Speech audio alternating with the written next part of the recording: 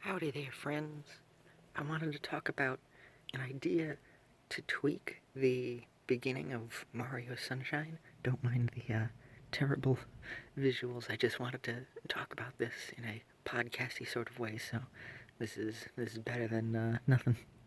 Um, so there's a lot of things about Mario Sunshine where it's like, this is either an incredibly wonderful, happy, fantastic time or suffering.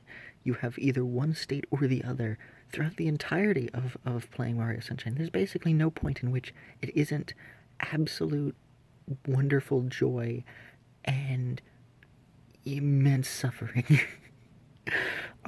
Those are the two states of Mario Sunshine, quite honestly. It is a wonderful game that is also awful.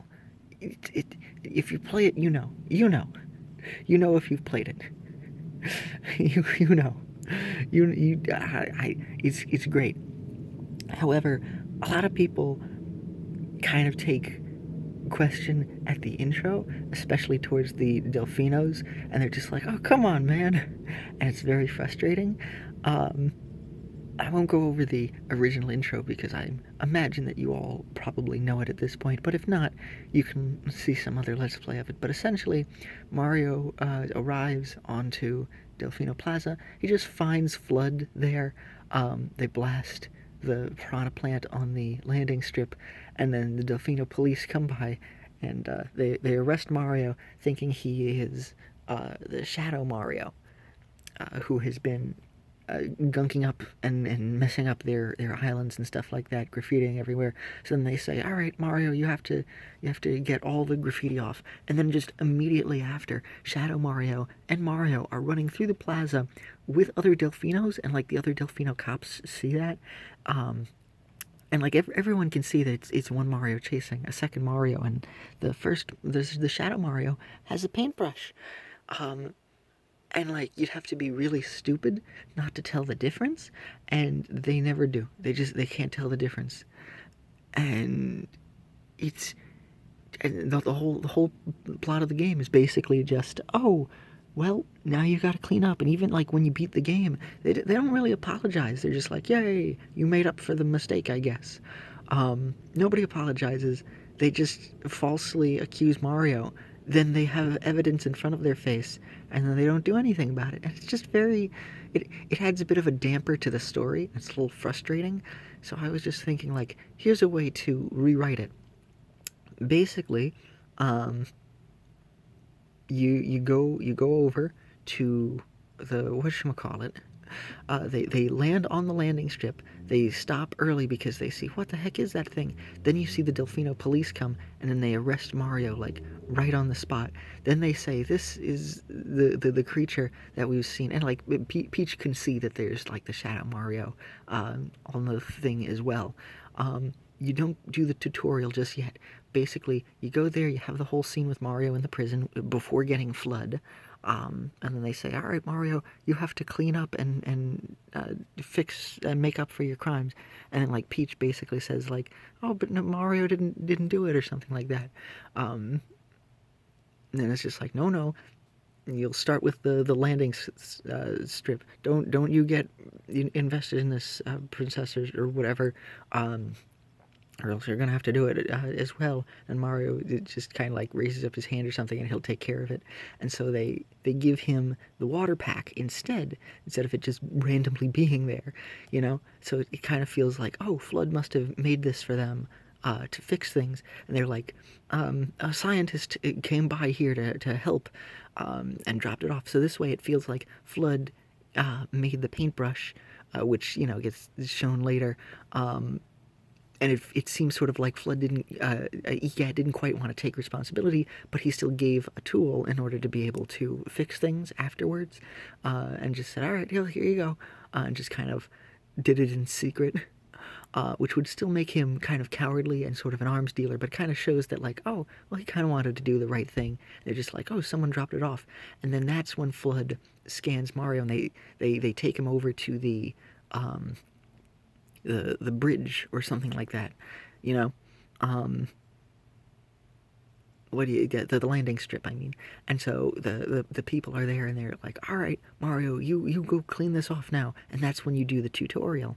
Then afterwards they take you back to the island and say, we're gonna watch you. And then all of a sudden that's when Shadow Mario comes by and grabs Peach, and then you do the chase. And they're like, what, 2 Marios?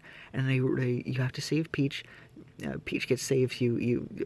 Shadow Mario runs away into the graffiti and then hops off, and then they go, oh, sorry about that, we made a mistake, could you take care of these things, and stuff like that. And it gives the player more incentive, like, oh, if you just let them be and you let this happen, then like, oh, Peach, the one who had stood up for you when the others didn't, could get captured again, and you're kind of ruining the nice vacation that you'd have with them.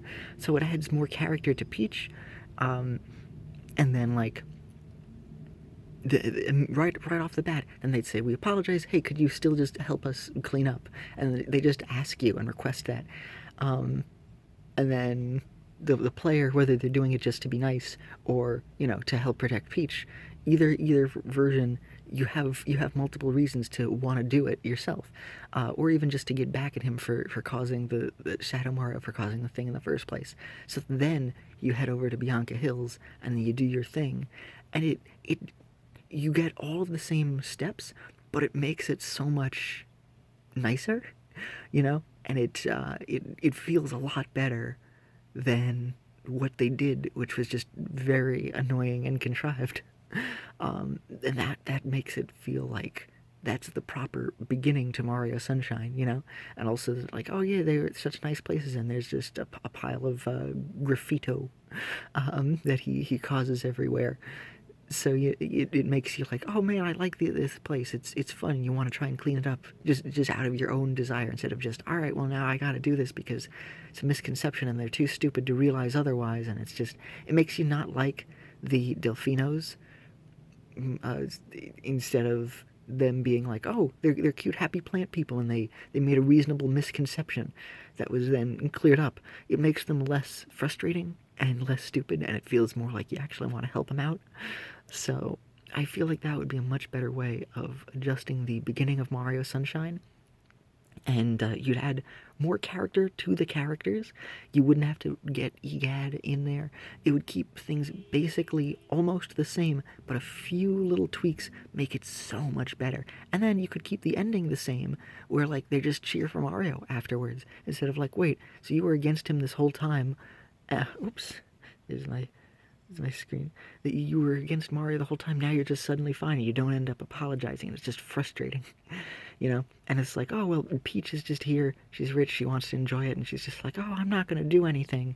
Oh, man, this is really ruining our thing. And it makes Peach more likable that she'd be willing to, like, stand up for Mario when the others wouldn't believe her, Especially since she saw the other Mario there. So I feel like that would be a much better way of having the scene that would make it good. And that's something that you could adjust without even doing anything else to the scene. You could keep most of the assets the same, honestly, but just slightly tweaking the story would make it less annoying. Most of the time people just see it and they're like, Mario is in prison, what, oh my gosh. And he sat down, and it always looked like he sat down weird. I think he's sitting down cross-legged, so like his legs are inward, so his feet are next to it. When I saw it, I thought, oh, they just put half of his model into the ground, and like his feet glitched upwards or something like that. It didn't look right. It just didn't look finished. I don't know why they wouldn't just keep him looking through the bars or something like that, because this is a weird shot, and you have the light shine down just onto Mario. It was kind of weird. But yeah, there's a number of things that could be fixed with Sunshine. Sometimes the problems are the wonky physics engine.